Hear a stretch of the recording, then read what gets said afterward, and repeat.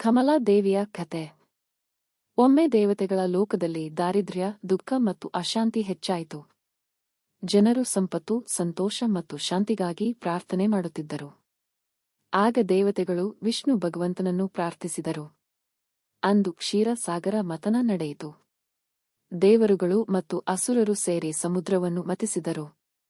ಆ ಮಥನದಿಂದ ಅನೇಕ ಅಮೂಲ್ಯ ವಸ್ತುಗಳು ಹೊರಬಂದವು.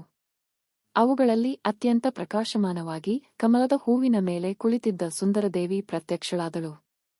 ಆಕೆ ಕಮಲಾದೇವಿ ಅಂದರೆ ಲಕ್ಷ್ಮೀದೇವಿ. ಅವಳ ಮುಖ ಚಂದ್ರನಂತೆ ಹೊಳೆಯುತ್ತಿತ್ತು.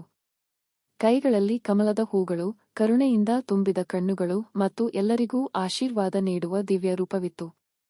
ಅವಳು ಬಂದ ತಕ್ಷಣ ಲೋಕದಲ್ಲಿ ಐಶ್ವರ್ಯ, ಸಂತೋಷ ಮತ್ತು ಶಾಂತಿ ಹರಡಿತು.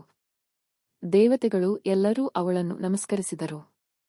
ಕಮಲಾದೇವಿ ತನ್ನ ಹೃದಯದಲ್ಲಿ ಧರ್ಮ, ಶುದ್ಧತೆ ಮತ್ತು ಪ್ರೀತಿಯಿರುವವರ ಮನೆಗಳಲ್ಲಿ ವಾಸ ಮಾಡುವೆನು ಎಂದು ಹೇಳಿದರು. ನಂತರ ಅವಳು ವಿಷ್ಣು ಭಗವಂತನ ಪತ್ನಿಯಾಗಿ ವೈಕುಂಠದಲ್ಲಿ ನೆಲೆಸಿದರು. ಆದ್ದರಿಂದ ಕಮಲಾದೇವಿಯನ್ನು ಸಂಪತ್ತು, ಧಾನ್ಯ, ಸೌಭಾಗ್ಯ ಮತ್ತು ಸಮೃದ್ಧಿಯ ದೇವಿಯಾಗಿ ಪೂಜಿಸಲಾಗುತ್ತದೆ. ಕಥೆಯ ನೀತಿ: ಸ್ವಚ್ಛ ಮನಸ್ಸು, ಪರಿಶ್ರಮ, ದಾನ ಮತ್ತು ಭಕ್ತಿ ಇರುವ ಜಾಗದಲ್ಲಿ ಕಮಲಾದೇವಿಯ ಕೃಪೆ ಸದಾ ಇರುತ್ತದೆ.